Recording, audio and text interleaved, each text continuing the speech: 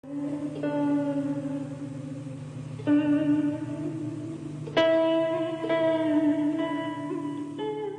Appy is a professor of history at the University of Massachusetts.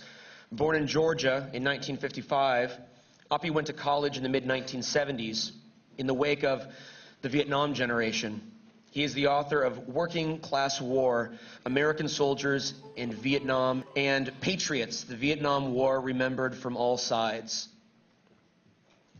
You know, in the years after the Vietnam War, many Americans believed that one of the central lessons of the war was that never again should the policymakers be so unaccountable to Congress and the public.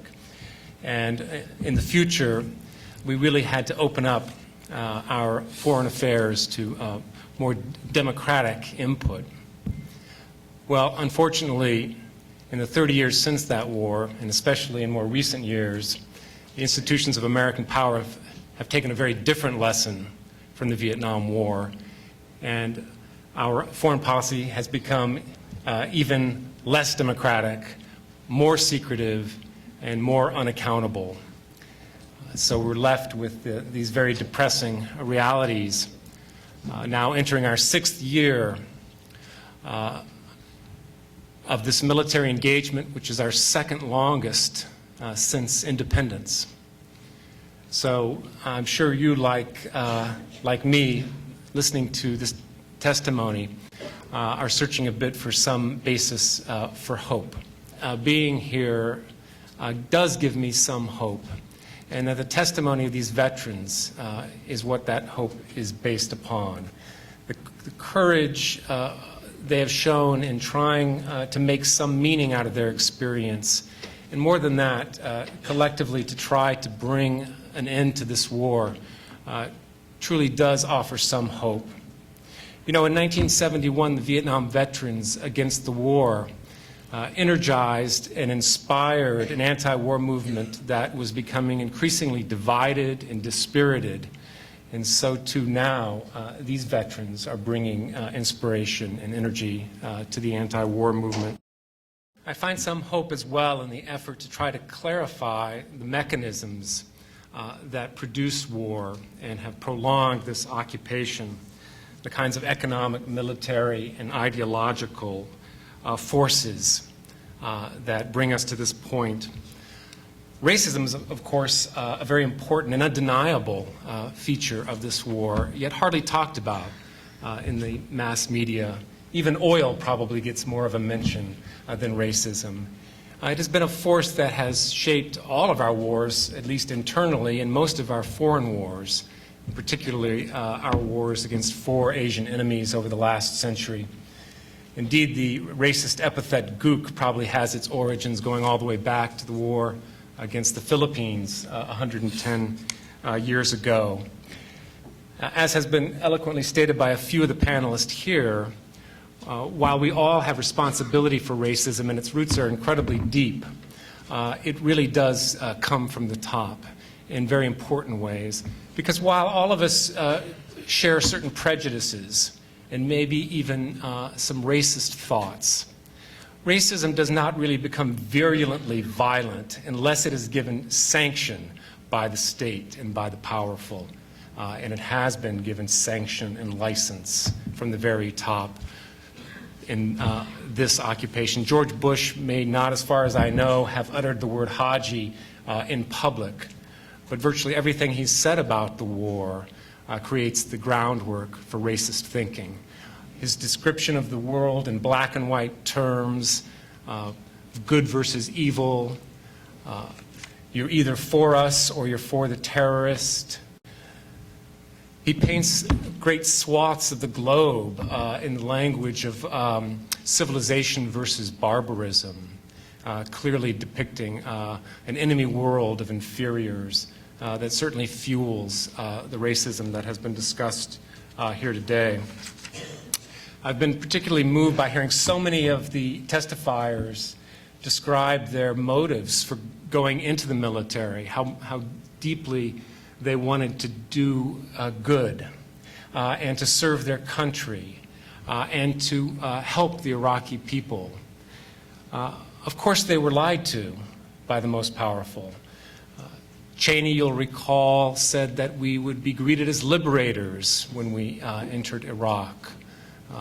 Others said that it would be a cakewalk, that we would be developing democracy.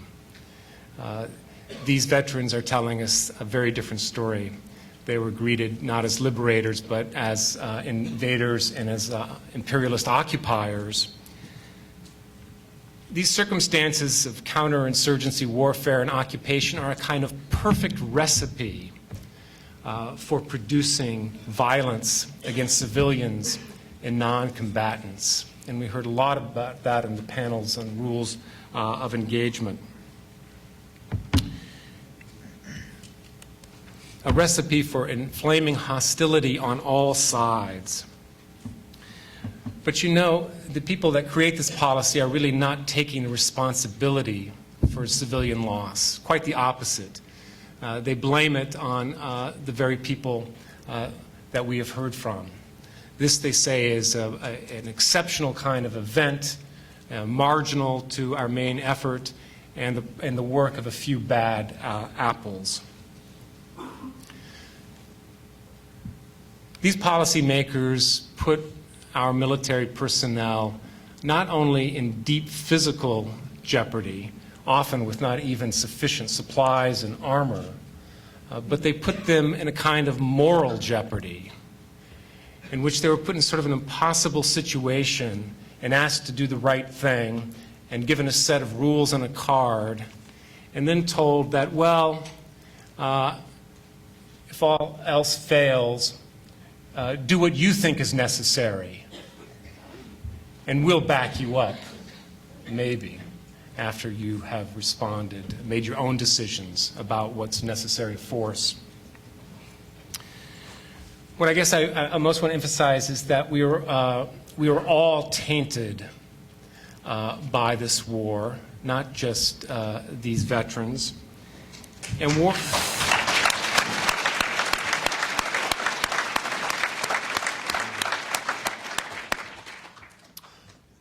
brutalizes us all. There may be sitting here today veterans and people elsewhere in the country and around the world who listen to some of these accounts and think to themselves, well, I really have nothing to add to this testimony. I didn't commit, I didn't kill anyone, I didn't torture anyone, I didn't rape anyone, I didn't even see anybody do that. What can I possibly add to this testimony? Well, plenty.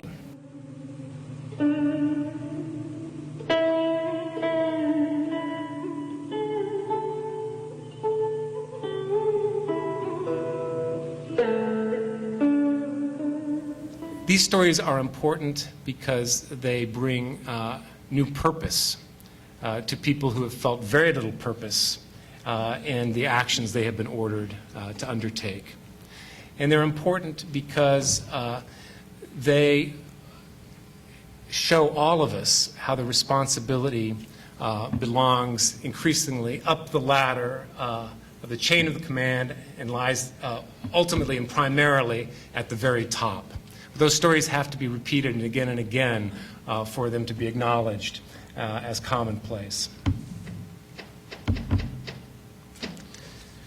Finally, if we really are to end this war and to end future wars, we really are going to have to make much more fundamental changes. And I think this conference has pointed the way towards some of them. One of the most basic, easily expressed, but most difficult to achieve is to try to build a world in which all human life is valued as equally important. And